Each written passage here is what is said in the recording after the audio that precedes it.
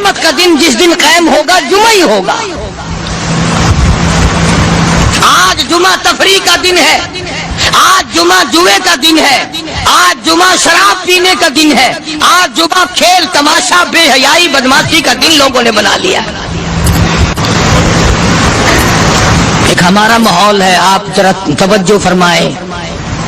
جمعے کے دن فلموں میں رش ہے، جمعے کے دن سینما کے ٹکٹ کا رش ہے، جمعے کے دن VCR بہت زیادہ چلتے ہیں، جمعے کے دن ٹیلی ویژن پہ بڑا رش ہوتا ہے، جمعے کے دن بدماشی ہے، جوا ہے، بے حیائی، زیادہ سے زیادہ بے حیائی جمعے کے دن ہوتی ہے. حالانکہ حضور کریم صلی اللہ علیہ وسلم نے فرمایا جمعے کے دن ایک گھڑی ایسی آتی ہے جو مانگو وہی ملتا ہے. جس حال میں کوئی مشغول ہوگا وہی اس کی زندگی کا مستقل ذریعہ بن جائے گا. کون سمجھائے تمہیں؟ کس کے اندر طاقت اور جرأت ہے کہ قوم کے دھارا پھیر سکے اور قوم کے رخ کو پھیر سکے؟ کون پھیر سکتا ہے؟ اس لیے قرآن کریم نے بار بار للکارا اور فرمایا افلم یہد لہم کم اہلکنا قبلہم من القرون. اکڑنے والوں، بدماشی کرنے والوں، بے غیرت کمینوں، بعد آؤ.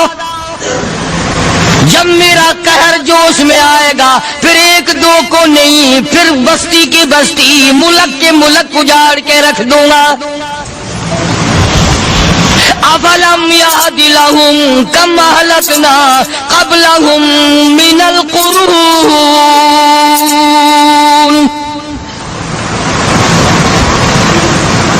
میں نے قرن کے قرن اجاڑ دیے، میں نے روئے زمین کے مالک اجاڑ دیے، میں نے ملکوں کے بادشاہ اجاڑ دیے، میں نے وزیر اعظم اجاڑ دیے، میں نے گورنروں سے بھیک کے ٹکڑے منگوا دیے. میں وہ خدا ہوں وَتُعِزُّ مَن تَشَاءُ وَتُذِلُّ مَن تَشَاءُ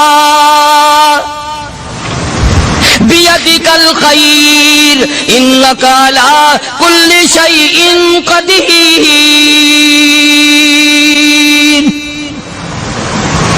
سارا نظام میرے ہاتھ میں ہے. تبارک الذی بیدہ الملک.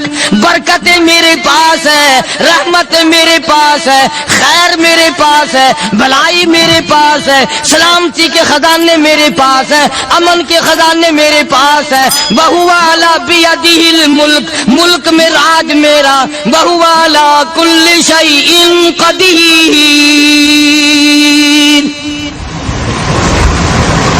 ذرے ذرے پہ قبضہ میرا، پتے پتے پہ قبضہ میرا، پہاڑ کی ایک ایک کنکر پہ قبضہ میرا، سمندر کے قطرے قطرے پہ قبضہ میرا. تو ہوتا کون آ کر کرنے والا؟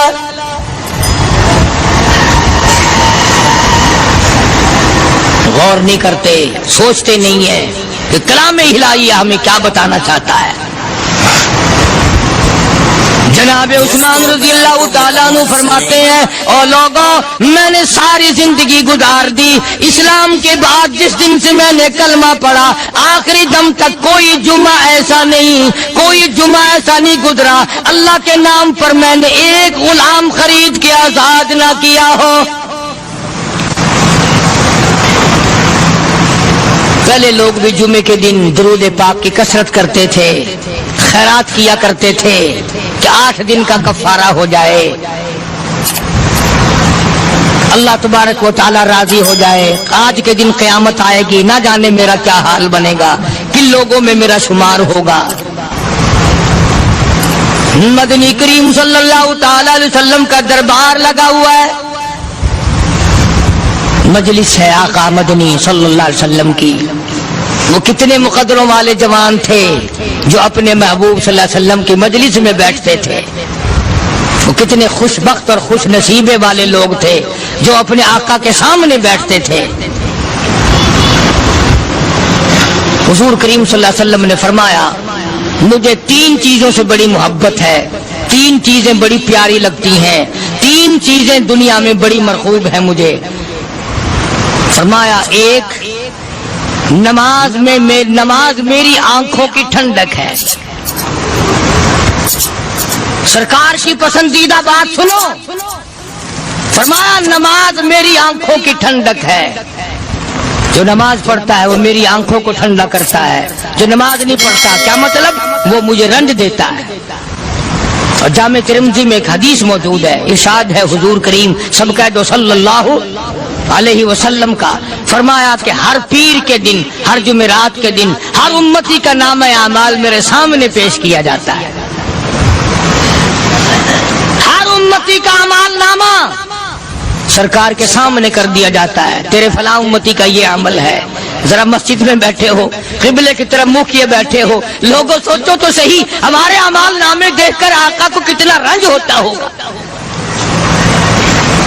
ہمارے کردار دیکھ کر، ہماری روح سیاہی کو دیکھ کر آقا کو کتنا رنج پہنچتا ہوگا صلی اللہ علیہ وسلم۔ ارے ہم نے حضور کی ذات اقدس کو رنج پہنچایا، پریشانی پہنچائی، تکلیف پہنچائی، پرواہ نہیں کرتے نمازوں کی، نوجوان بھی بوڑھے بھی حج کر کے بھی نماز پڑھتے لوگ، اور اب تو ویسے بھی دانا بینا لوگ ہیں۔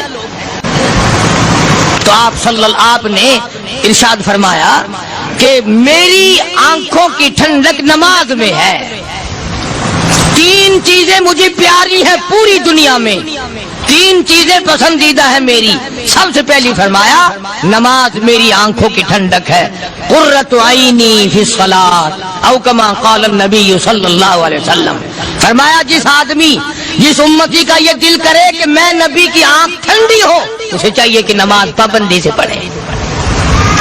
دوسرا فرمایا وفادار عورت مجھے بڑی پسند ہے، حضور کریم صلی اللہ علیہ وسلم نے فرمایا وفادار عورت، ہائے ہائے ہماری ماؤں سے زیادہ وفادار کون ہوں گی؟ جناب عائشہ صدیقہ رضی اللہ تعالیٰ عنہ فرماتی ہیں کالی کملی والے کے گھر میں 3 مہینے چولہے میں آگ نہیں جلتی تھی،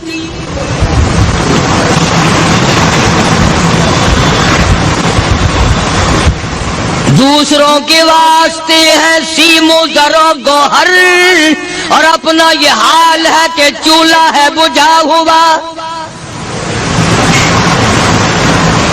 جناب عائشہ صدیقہ رضی اللہ تعالیٰ عنہ فرماتی ہیں ہمیں 24 گھنٹے میں ایک پانی کا پیالہ اور ایک کھجور کا دانہ ملا کرتا تھا۔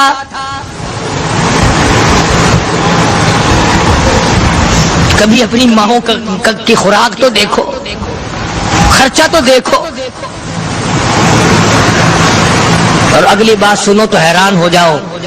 جناب عائشہ صدیقہ رضی اللہ تعالیٰ عنہ فرماتی ہیں اس پیالے اور کھجور کی قدر بھی تب ہوئی جب وہ بھی نہ ملی۔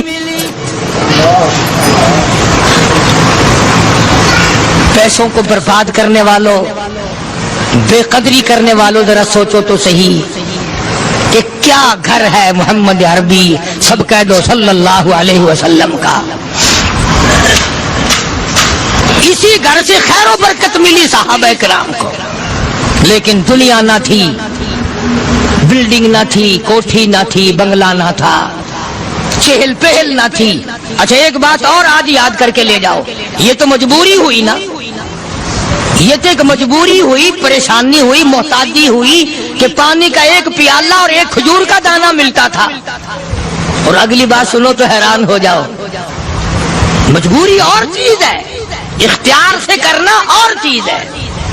جناب فاروق اعظم رضی اللہ تعالیٰ عنہ کی حکومت ہے، عائشہ صدیقہ رضی اللہ تعالیٰ عنہ سال کا خرچہ 12,000 روپیہ بوری میں بھر کر حضرت عمر نے حضرت عائشہ کے گھر پہنچا دیا، لو تمہارا یہ سال کا خرچہ آ گیا۔ سال کا خرچہ حضرت عمر رضی اللہ تعالیٰ عنہ نے جناب عائشہ صدیقہ رضی اللہ تعالیٰ عنہ کے پاس بھیجا۔ اتنا بڑا بورا بھر کر آیا، اللہ غنی، بجائے خوش ہونے کے، بجائے مچلنے کے، بجائے فخر کرنے کے، اپنی خادمہ سے فرمانے لگی، حضرت عائشہ خادمہ سے فرمانے لگی میں نے تو اپنے محبوب صلی اللہ علیہ وسلم کے پیٹ پہ پتھر دیکھے، میں نے تو کالی کملی والے کو فاقے کرتے دیکھا۔ خادمہ سے فرمانے لگی اس بوری کے اور میرے درمیان میں کپڑا لٹکا دے، میری آنکھ دیکھنا گوارا نہیں کرتی۔